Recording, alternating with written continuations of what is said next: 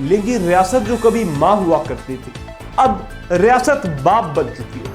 जी हाँ, ये मैं नहीं कह रहा बल्कि ये बिलावल भुट्टो जरदारी कह रहे हैं। बिलावल भुट्टो जरदारी ने एक दफा फिर से जुडिशरी को आड़े हाथों लिया है और तनकीद के तमाम तर निश्तर जो है वो जुडिशरी पर चला दिए।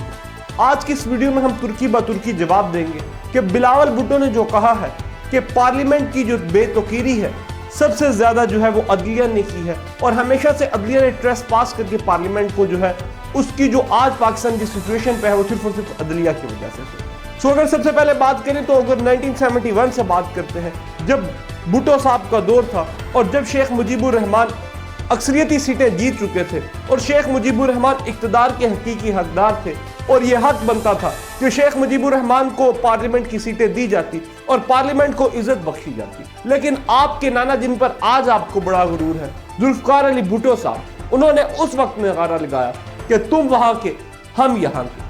ना तो अदलिया मुकद्दस गाय है और ना ही पार्लियामेंट मुकद्दस गाय है। तमाम लोगों ने पाकिस्तान को बेजा लूटा है और पाकिस्तान की बेइज्जती पूरी दुनिया में करवाई है।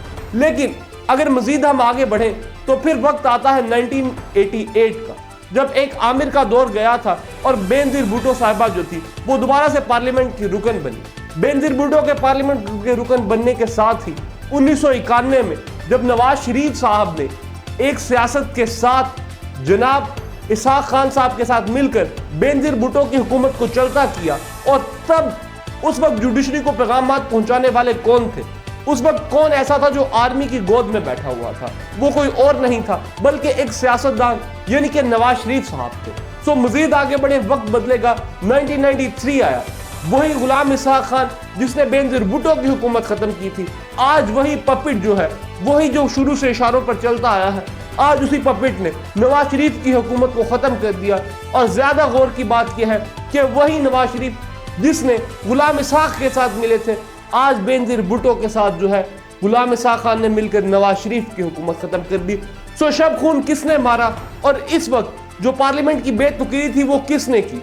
वक्त बढ़ा, मजीद आगे बढ़े तो हमने ये देखा कि 1993 से लेकर फिर जब 1997 आया, बेनज़ीर भुट्टो के एक और दौर आया, उसमें भी बेनज़ीर भुट्टो ने शदीद किस्म की जो आमरीत की गोद में बैठकर हरकतें की वो पूरे पाकिस्तान को जानता है। और बेनज़ीर भुट्टो जो थी, मोहतरमा ने बेइंतहा तौर पर अपने जो टिंट है वो आर्मी की तरफ और एस्टैब्लिशमेंट की तरफ दिखाया, जिसकी वजह से कभी जिंदगी में पाकिस्तान की पार्लियामेंट की इज्जत हो ही नहीं सकी। वक्त बड़ा, हालात बढ़े, जज्बात बढ़े और फिर आया 1997 जब नवाज शरीफ ने 2/3 मेजोरिटी तो हासिल कर ली।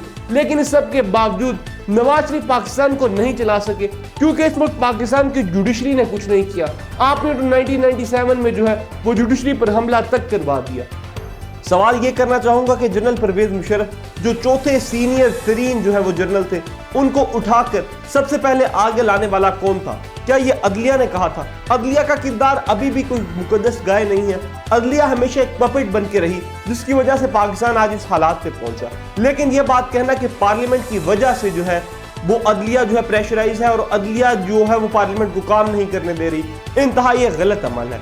अगर आगे बढ़े तो 2008 फिर 13 और फिर इमरान खान साहब ने तो आके तमाम हदें पार कर दी। वो पार्लियामेंट जो आपको जो है मुकद्दस इदारा था, आपने उन तमाम सीटों को खत्म किया और आप फिर सड़कों पर आ गए। यानी कि आपने वहां पर साबित कर दिया कि पार्लियामेंट की कोई इज्जत नहीं। इस तमाम चीजों से साबित ये होता है कि पार्लियामेंट ने अपनी इज्जत कभी खुद भी करवाना नहीं चाहिए, बल्कि पार्लियामेंट का मकसद सिर्फ और सिर्फ एस्टैब्लिशमेंट की गोद में बैठना है। पार्लियामेंट में आने वाले अराकीन, पार्लियामेंट में रहने वाले लोग सब के सब जो है एस्टैब्लिशमेंट की गोद में बैठे। अगर मौजूदा एरा की बात करें तो आज पाकिस्तान में क्या नहीं हो रहा? पाकिस्तान में कंफ्यूजन है, लेकिन क्लैरिटी। कंफ्यूजन इस चीज की है कि आने वाले दौर में क्या बनेगा, पाकिस्तान का क्या होगा, निजाम किस तरफ जाएगा। लेकिन क्लैरिटी इस चीज की है कि इस तमाम निजाम से जो फायदा उठाने वाले हैं वो किस तरह फायदा उठाएंगे।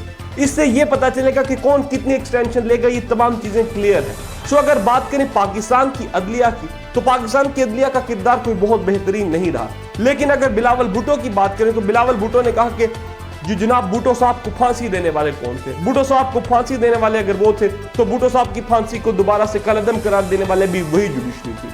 अगर बात करें इफ्तिखार चौधरी की तो उन्होंने कहा कि अदालतें 12 बजे तक खुलती थी। अगर अदालतें तब 12 बजे खुलती थी तो पीडीएम की जमातों ने भी तो अदालतें 12 बजे खुलवाई थी। سو آپ میں اور اب میں کوئی فرق نہیں، فرق صرف اور صرف یہ ہے کہ پاکستان کا جو جمہوریت ہے اس نے پاکستان کو دہشت گردی، پاکستان کی اکانومی کو ٹمبل کرنے کے علاوہ اور پاکستان کو کچھ بھی نہیں دیا۔ پاکستان اگر آج اس حالات میں پہنچا ہے تو اس میں جوڈیشری اور پارلیمنٹ اور اسٹیبلشمنٹ تینوں برابر کی حصے دار ہیں، اور اگر دیکھا جائے تو اس میں سب سے زیادہ قصور پارلیمنٹ کا ہے، کیونکہ پاکستان کے جو نمائندے ہوتے ہیں وہ پارلیمنٹ سے ہی ہو کر جاتے ہیں۔ لہٰذا میرے خیال سے اگر پارلیمنٹ اپنی توقیری اور اپنی عزت کو بڑھانے کا فیصلہ کر لے تو دنیا کی کوئی چیز اس کو ختم نہیں کر سکتی۔ آپ کی اس بارے میں کیا رائے ہے؟